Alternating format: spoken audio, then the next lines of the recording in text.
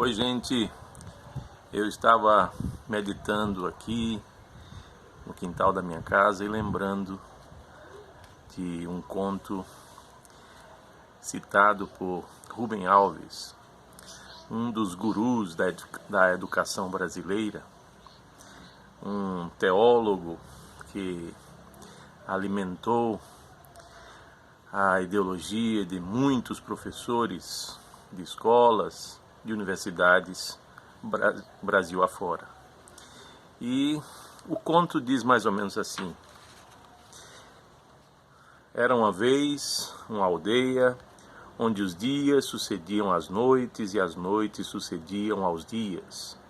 Naquela ciranda sem fim das mesmas coisas que se repetem, os mesmos rostos que se cruzam, das mesmas coisas que são ditas e repetidas e que, por serem sempre as mesmas, não são mais ouvidas, desembocando tudo naquela monotonia e no enfado de um mundo esgotado, onde a vida acontece pela inércia, porque o seu gosto bom há muito se perdeu nos corpos cansados de viver. Até que algo estranho apareceu naquela aldeia, por sobre as ondas, algo inusitado, diferente, não visto antes, e que fez com que as pessoas que nunca paravam, por já haverem visto tudo o que há para ser visto, parassem para contemplar, para olhar aquela coisa que vinha. E a coisa foi chegando até que finalmente chegou, para espanto de todo mundo, um homem morto, desconhecido. Parece que havia viajado muito, porque seu corpo sem vida estava coberto de algas. Era necessário enterrá-lo.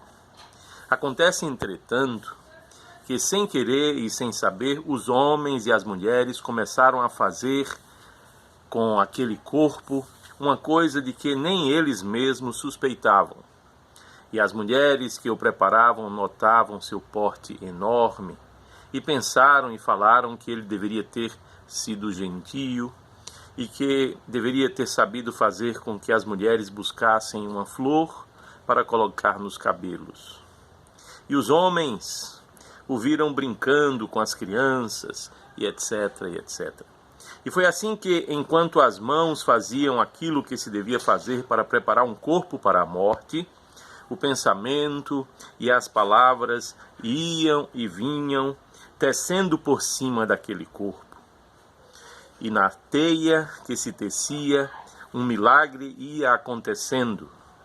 Da fala sobre um morto, uma vida nova ia nascendo, e de repente a ciranda sem fim das mesmas coisas que se repetem se interrompeu por um morto que propôs uma nova dança. E os olhos cansados de ver as mesmas coisas começaram a ver coisas diferentes. E diz a história que a aldeia nunca mais foi a mesma, em virtude do silêncio daquele morto e das histórias que sobre ele se contaram. E assim, citando esse conto de Gabriel Garcia Marques, Rubem Alves arremata dizendo: eu também entrei no jogo do falar, tecer mundos, porque o afogado começou a me parecer um tal de Jesus de Nazaré, morto há quase 2000 anos. E sobre o qual histórias não pararam de serem contadas. Pensei então que o teólogo deveria abandonar a solenidade do seu título e reaprender-se como contador de histórias, tal como o morto silencioso sobre quem o teólogo fala. Pois bem, e é assim que, mais adiante, Rubem Alves diz: e esta é a razão por que me sinto irmão de um homem como Friedrich Nietzsche.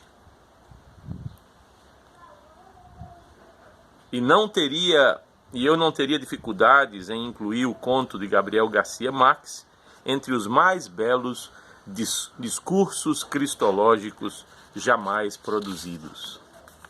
Pois bem, eis a cristologia de Rubem Alves, um pensamento a respeito de um Jesus morto há 2000 anos atrás. Isso está bem alinhado com a filosofia da linguagem que ele defendia e que advoga a noção de que a linguagem tece mundos. E assim, a função do teólogo, da igreja, é apenas contar histórias, como ele diz. E Rubem Alves fala sobre essas histórias com E, no sentido de histórias não verídicas. Assim, Jesus contou muitas histórias e para ele a igreja deve continuar contando essa história inverídica de que Jesus ressuscitou, mas na verdade ele é um morto sobre o qual a igreja tece mundos, criando com suas palavras, ao contar suas histórias, um fio de esperança para a humanidade. Imaginem só, que surpresa, não? O teólogo que alimentou, junto com Leonardo Boff e alguns outros, o pensamento e a ideologia de tantos professores de escolas e de universidades no Brasil. É um teólogo, ou foi um teólogo, que não acreditava na ressurreição de Cristo, que Cristo ressuscitou. E assim propõe uma teologia em diálogo com a modernidade, com a pós-modernidade, e envereda pela filosofia da linguagem, com o objetivo de apresentar o verbo que se faz palavra, palavra que é capaz de tudo, não é? E essa palavra tece mundos, ainda que eles não sejam reais. E o mundo mais do que real do milagre da ressurreição de Cristo é perfeitamente negado por ele. Pois bem, essa é apenas uma palhinha para que todos saibam que tipo de filosofia tem animado o saber universitário, a educação em nosso país.